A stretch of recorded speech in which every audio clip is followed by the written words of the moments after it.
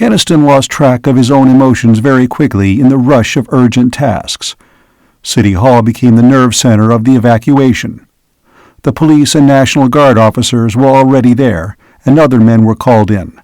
The wholesale grocers, the warehouse men, the heads of trucking and bus and van lines. McLean, the big raw-boned manager of the largest trucking company, proved a tower of strength. He had been a transport officer in the last war and knew something about moving men and supplies. "You'll have a traffic madhouse, and you won't get these people out for weeks," he said crisply. "It's got to be organized by wards. There have to be quarters in your domed city assigned for each ward, so they can go into their own streets when they get there." Hubble nodded. "I can get a crew of 20 men ready to handle that." "Good.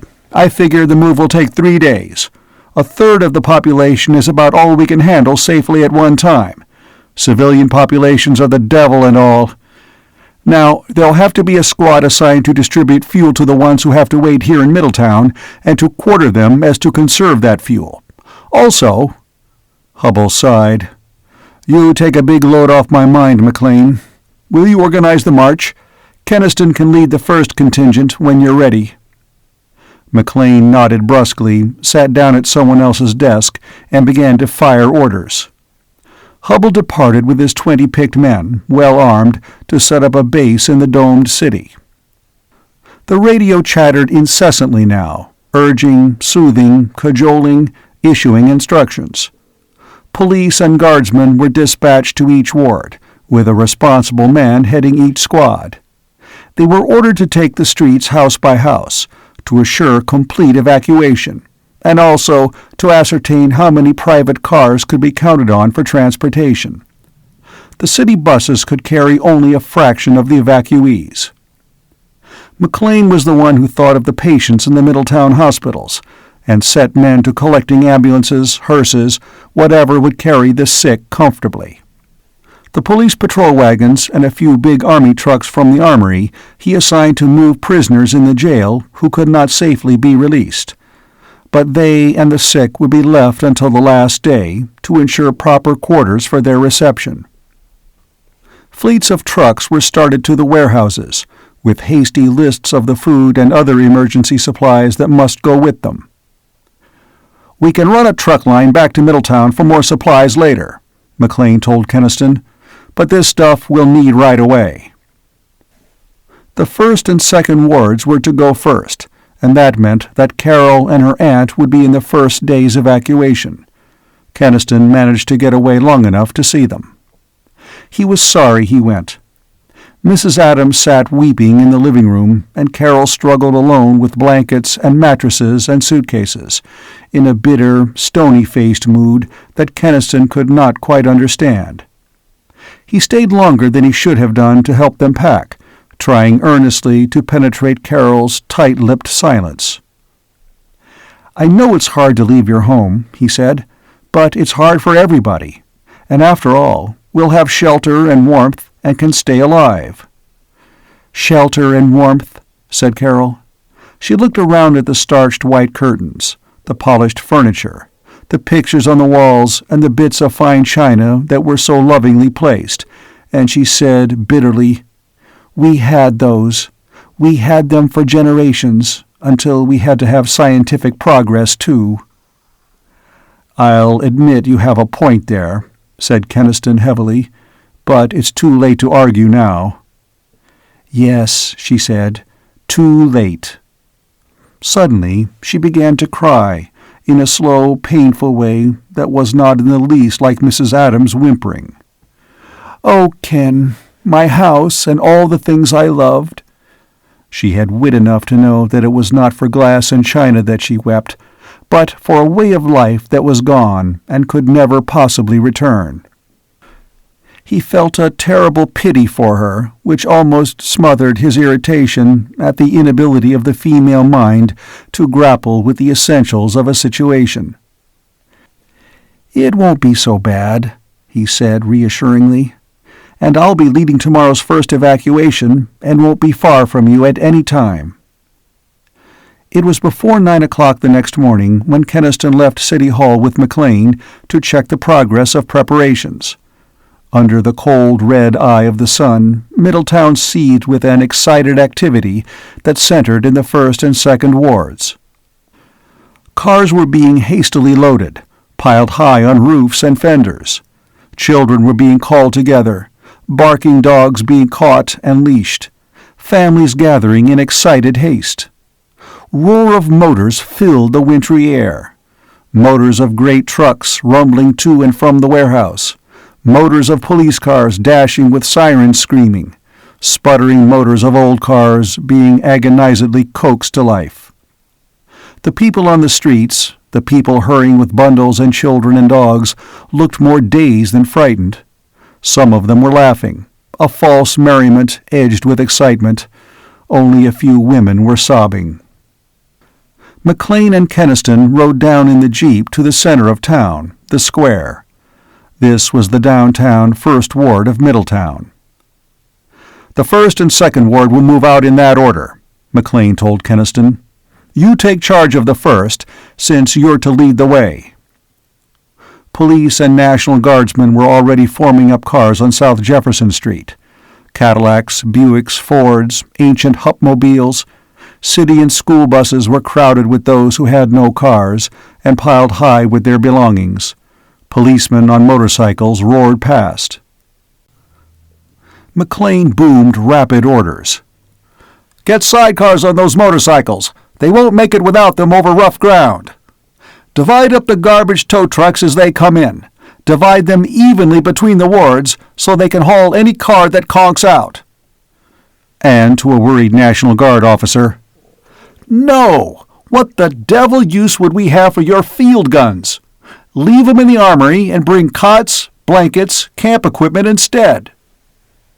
Then McLean commandeered a car, jumped in, and shouted back to Kenniston, "Have 'em ready to move out by noon. I'll have the tube mill whistle sounded for a starting signal." And he was gone, racing off to the other ward gathering point. Kenniston found himself faced by police, guardsmen, deputies, officials, all clamoring for orders. "What are we going to do with these cars? Half of them are so overloaded they'll never get anywhere." Kenniston saw that. The arriving cars were piled not only with bedding and other essentials, but with radios, musical instruments, big framed family portraits, hobby horses, every sort of possession. "Go along and tear some of that junk off," he ordered. "Form up all the way down South Jefferson, but only 2 abreast, for some of those south side streets are narrow." As he sweated to marshal the gathering cars, he watched for Carol's blue coupe. When she came, driving with pale self-possession while her aunt looked scaredly at the jam, he got her as near the front of the form-up as he could, and then raced back to the square. The squad leaders rapidly reported in on their assigned streets. "Everybody's out of Adams Street. Everybody's out of Perry Street. Lincoln Avenue. But we haven't got 'em all out of North Street, Mr. Kenniston. Some of those old people just won't go." Kenniston swore and then jumped back into the jeep and drove around to North Street. It was the street of shabby, ancient brick houses only 2 blocks off Main Street. And the first person he saw there was a grim-looking, shawled old woman standing with folded arms on her front porch. "I'm not leaving my home," she snapped to Kenniston before he could speak. "I've lived in this house all my life, and my mother before me. I'll not leave it now." She sniffed scornfully. "The idea of the whole town taking up and running away just because it's got a little cold." Kenniston, baffled, saw a little girl of 6 peering at him from inside the window of the house. "That your granddaughter?" he asked. "Listen, she'll be dead in a few days. Stone frozen dead. Unless you bring her and your warm clothes and blankets along now." The shawled old woman stared at him.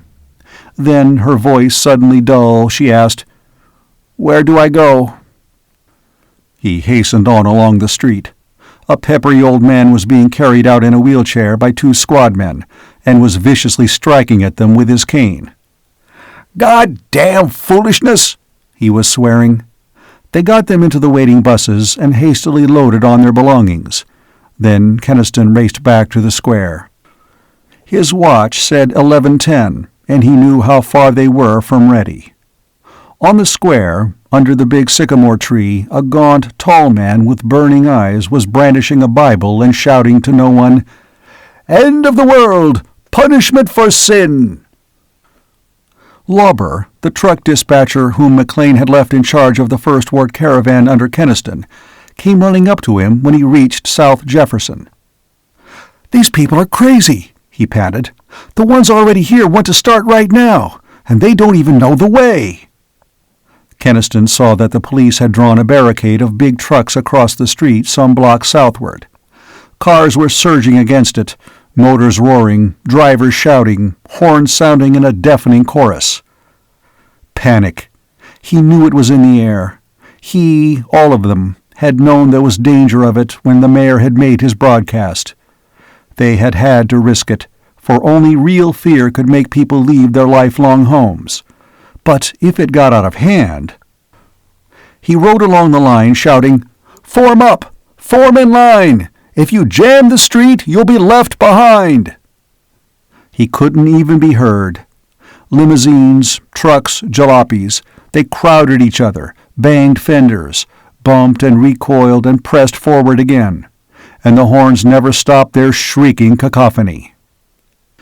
Keniston, sweating now despite the frozen chill of the air, prayed that the gathering panic would not burst into violence. At the front of the surging, roaring mass, he found Mayor Garris, and the mayor's pallid face showed that panic had infected him too. "Shouldn't we go?" he shouted to Keniston over the uproar of horns and motors. "Everyone seems ready here." "McLean's running the traffic movement, and we've got to stick to his orders," he shouted back. "But if these people break loose," the mayor began. He stopped. Over the shrieking horns and thundering motors, a new sound was rising, a distant banshee wail, a faraway scream that swelled into a hoarse, giant howl. The auto horns, the shouting voices from the cars, fell silent. Only the sound of motors was background to that unending scream that wailed across Middletown like a requiem. "That's the 2-mil whistle!" cried Lauber. "That's the signal!"